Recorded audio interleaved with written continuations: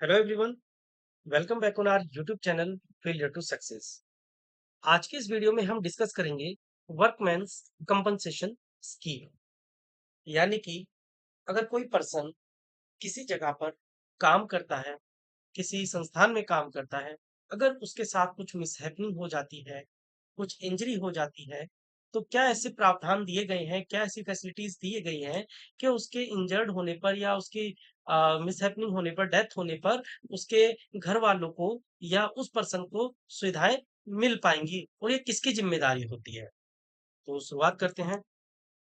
देखिए, workman compensation act यानी कि 1923 is a type of social security legislation, यानी कि सोशल सिक्योरिटी लेजिस्लेशन है that was enacted to make employer liable for paying the compensation. और किसकी जिम्मेदारी बनती है? एम्प्लॉयर की, जिसके लिए वो काम कर रहा होता है, यानी कि जिसकी कंपनी में वो जॉब कर रहा होता है।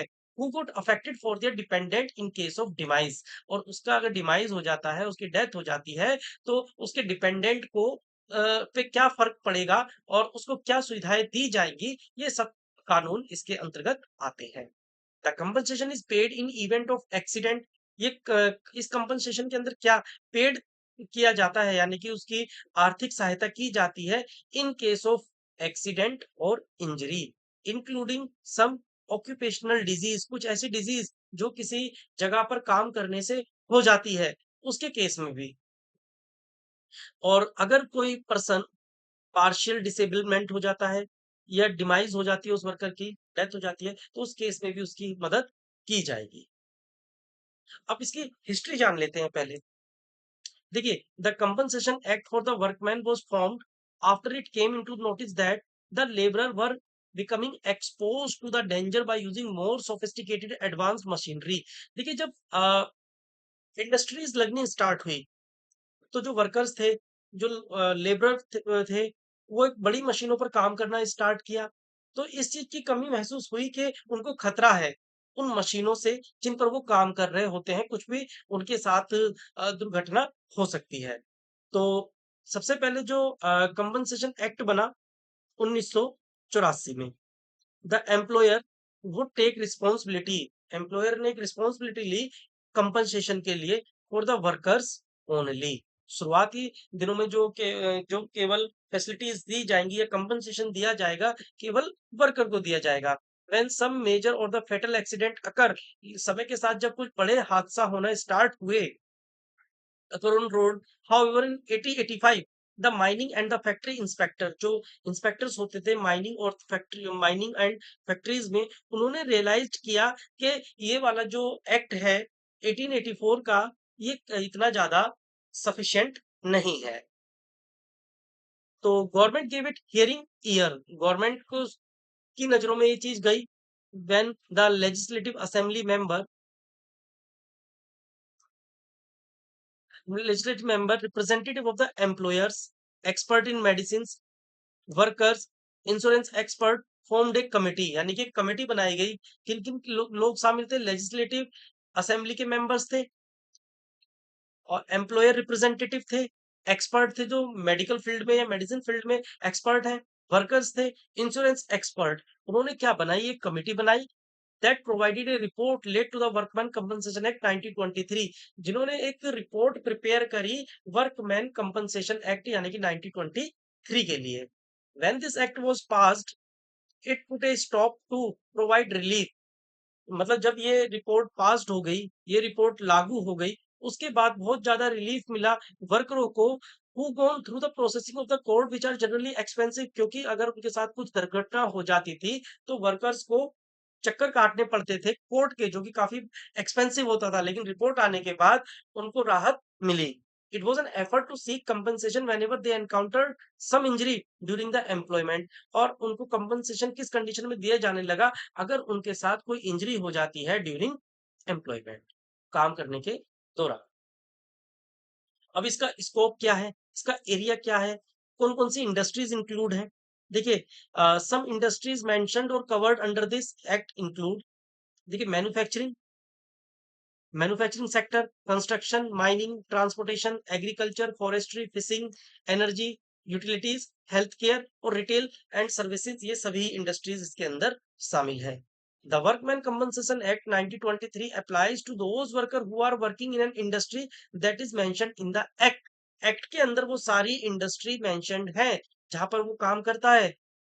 For and act protection of workman from injuries and losses caused by accident in course of arising out of employment subject to specific expectation mentioned in the act। और वो सारी चीजें अगर डिटेल में इस एक्ट में जाओगे तो सारी स्पेसिफिक जो स्पेसिफिकेशन है, कौन कौन सी इंजरी कवर्ड होंगी, कौन कौन सी इसके अंदर इंडस्ट्रीज इंक्लूड होंगी, वो सभी इसके अंदर सभी सभी को इस एक्ट के अंदर मेंशन किया गया है। The scope of the workman compensation act generally covers the following areas. देखिए किस किस चीज को कवर करेगा ये। Injury compensation act is provided for injuries caused by accident arising out and in course of employment, यानी काम करने के दौरान अगर कोई इंजरी होती है। This act include injuries due to work related accident और ऑक्यूपेशनल डिजीज, यानी कि वर्क रिलेटेड इंजरी होती है या फिर कोई ऑक्यूपेशनल डिजीज हो जाती है।